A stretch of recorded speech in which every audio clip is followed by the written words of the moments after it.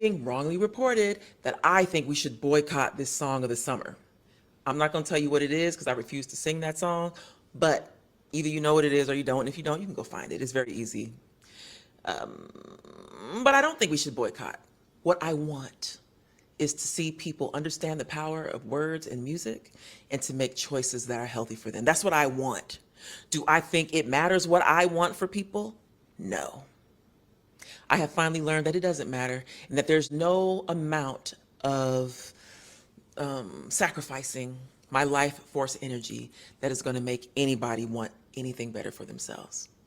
All I can do is emanate what I emanate, stand for what I stand for, and hope that it reaches who it's meant to reach. And that's it. And that's all I'm going to do. And so my comment makes it very clear that I don't think we should boycott. My comment is tantamount to everybody doesn't want the same thing. And there are a lot of people who are saying it's just a song. Well, if that's what you think, enjoy. But what I know is that music has power. But of course, I have used that power to help some people. And I have traveled around this world twice. And I see the impact of what we export out of the Black American experience to the rest of the world. Longer story for another time, but I've seen it, so I know. And I'm telling you what it is, but you enjoy if that's what you want to do. Anybody lived in the world of Jill Scott, and all music was Jill Scott and India Arie and Afrocentric, we would be bored as it's just lyrics. So when this girl, India Arie or well, whoever the hell it is, listen, I have no problem with these Afrocentric type people, but they're always jumping into the conversation of wanting art to be created like they are. If everybody, I love their music, I appreciate their music, I appreciate their artistic values, but at the end of the day, why are you having a conversation about something that's considered as art? Does anybody get all upset when the man is standing up there and people are looking at the sculpture, the art sculpture, or this man with his jumper tools out? Nobody has nothing to say about that. But then it's always us. Black on black crime. It's always black on black crime. You never hear them talk about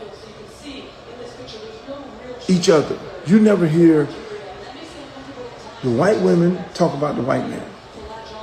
You don't hear the white artist talk about another white artist. Think about it. Where is it? It's always black on black crime.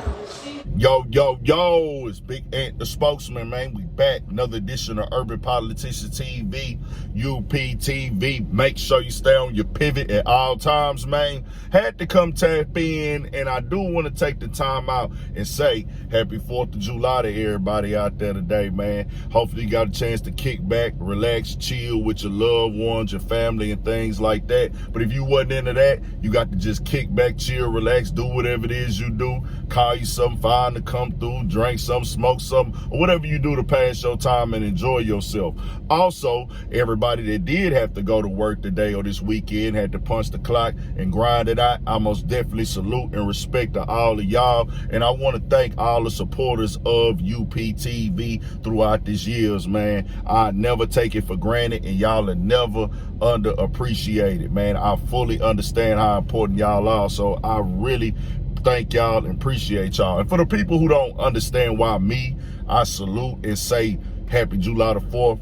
My ancestors fought and died in that war as well. They got blood, sweat, pain, and tears in the rivers, the lakes, the sand, and the soil on this country. Wasn't a war we missed out on. Some of them was fighting in exchange in real time for their freedom. Some of them just fought and still was slaves going on. But most definitely, we died and we supported that cause. So it's our right as independents as well. Now, with everything going on, this right here, Luke decided to jump in this conversation with India Arie, and I could not disagree more with everything that he said and every point that he tried to make with this take.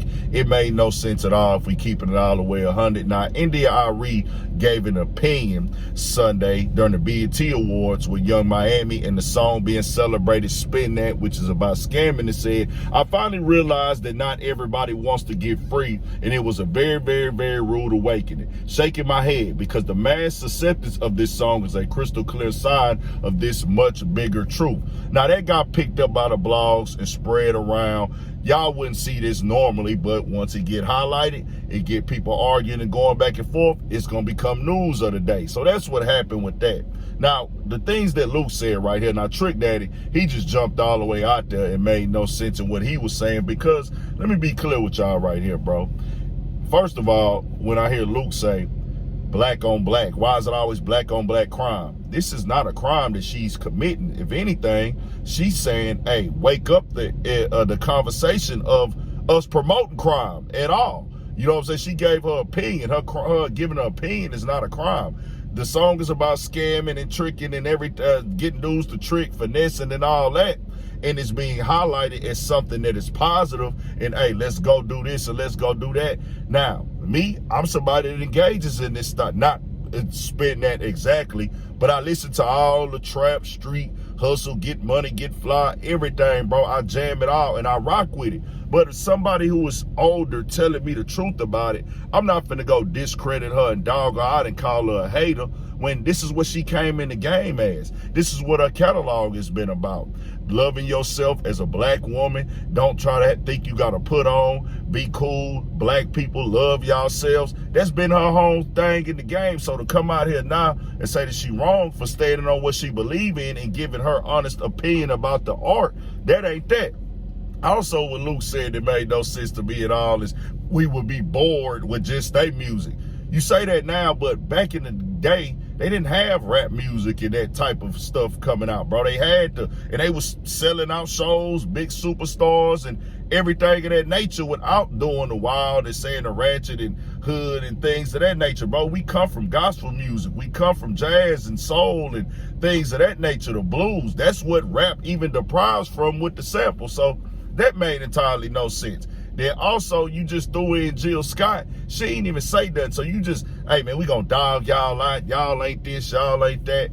Bro, Luke and Trick Daddy jumped out there because they from Miami. And then also Luke, he is one who popularized that style of music of just like the me so horny and the freaky music and stuff. You can do that, but you also got to be willing to accept the critiques that come with it. People can call me a hypocrite because I love ratchet, trap, get money music, and I'll accept it. Hey, you know what? You right. Now, I probably ain't gonna stop listening to it, but I'm not gonna try to shame them and tell them they wrong, especially when I know that her intentions are good. She just stood up against the cause. She done called out Spotify on the behalf of black people in this game, bro. Like, hey, y'all got Joe Rogan on here saying the N-word all these times. I want all my music, a big deal. I want everything taken from Spotify. So you can't question her intentions because she been in this game and y'all trying to discredit her and call it hate. That ain't hate, fam. And then black on black crime, fam.